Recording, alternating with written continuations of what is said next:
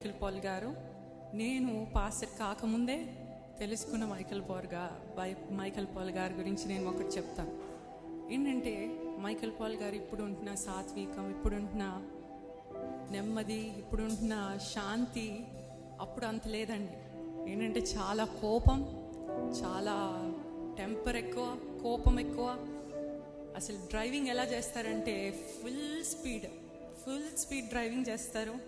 కోపం అంతా వెయిట్స్లో, బాడీ జిమ్కి వెళ్తూ వెయిట్స్ ఎత్తుతూ కోపం అంతా జిమ్లో చూపిస్తారు, లేకపోతే డ్రైవింగ్లో చూపిస్తారు. ఏంటంటే డ్రైవింగ్ ఎంతగా చేస్తారంటే అమ్మగారు చెప్తారు, ఇప్పటికీ కూడా డ్రైవింగ్ చేసినప్పుడు అమ్మగారు అన్నారు, నేను మైకేల్ డ్రైవ్ చేస్తుంటే నేను ఆ కారులో కూర్చున్నప్పుడల్లా, దేవా ఇదే నా ఆఖరి రోజు అయితే నీ రాజ్యంలో చేర్చుకోమని ప్రార్థన చేస్తూ ఉంటారంట. అంత ఫాస్ట్ డ్రైవింగ్. ఎప్పుడు ఏదో ఒక డ్రైవింగ్ చేస్తున్నారంటే ఎవరినో ఒకరిని దాటుకోవాలి, ఎవరినో ఒకరిని బస్ ముందుకు వెళ్ళిపోయి. ఒకప్పుడు మేమందరం అప్పుడే వివాహమయ్యి ఆల్రెడీ అందరు పుట్టారు. ఫాస్టింగ్ ప్రేయర్ వస్తున్నాం చెన్నైలో. బస్సు ఏదో రెచ్చగొట్టాడో మరి ఏం చేశాడో తెలీదు, వెళ్ళిపోయి బస్సుకి ఎదురుగా పెట్టేసి కారు దిగిపోయి బస్సులోకి వెళ్ళిపోయి అక్కడ గొడవ వాళ్ళతో. అయ్యగారు పక్కనే ఉన్నారు, జయపాల్ గారు, మమ్మీ ఉన్నారు, నేనున్నాం, పిల్లలున్నాం, జెస్సీ అక్క ఉంది, దీప్తి అక్క ఉన్నారు, అందరు ఉన్నారు. సరే ఇంకా వేరే కార్లో జో అన్నయ్య, వెట్టి అన్నయ్య వాళ్ళు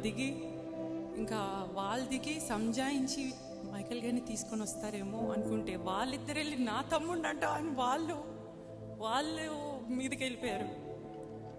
సో అంత కోపం, అంత ఇది. కానీ ఇప్పుడు చెప్తున్నాను కదండి, కొంతమందిని ఇప్పుడు దేవుడు ఎలా వాడుకుంటాడంటే, కొంతమంది నిజంగా దేవా నీ కొరకు వాడబడాలని ఉందయ్యా, నీ కొరకు ఏదైనా చెయ్యాలని ఉందయ్యా, నీ కొరకు నేను సాధించాలని, నీ చేత నేను వాడబడాలని ఉందయ్యా. ఎలీషా లాగా రెండంతల అనాయింటింగ్, రెండంతల ఆశీర్వాదం, రెండంతల అభిషేకం నాకు దయచేయి అని దేవుని చేత వాడబడే వాళ్ళు ఉన్నారు. కానీ ఇంకొంతమంది ఎవరంటే దేవుడు వెంటాడి వాడుకున్న వాళ్ళు ఉన్నారు. మోషే, దేవా నాకు నోటి మాంద్యం, నాకు నత్తి ఉందయ్యా, నేనేం చేస్తా, నేను వెళ్ళను, వద్దు అని అంటే దేవుడు నీ నత్తినే వాడుకుంటా, నిన్నే వాడుకుంటా, నీ చేతిలో ఏముంది అని దేవుడు వెంటాడి వాడుకున్నాడు. సో మైకేల్ గారు కూడా, నేను సేవ నేనేమైనా చేస్తాను కానీ సేవ మట్టుకు చెయ్యను అని పట్టుబడి కూర్చున్నవారు. మాకు తెలియదు సేవ చేస్తారని, నేను కూడా అస్సలు ఊహించలేదు సేవలోకి వెళ్తారని, నేను కూడా సేవలోకి వస్తానని. అసలు ఈ ఫ్యామిలీ అంతా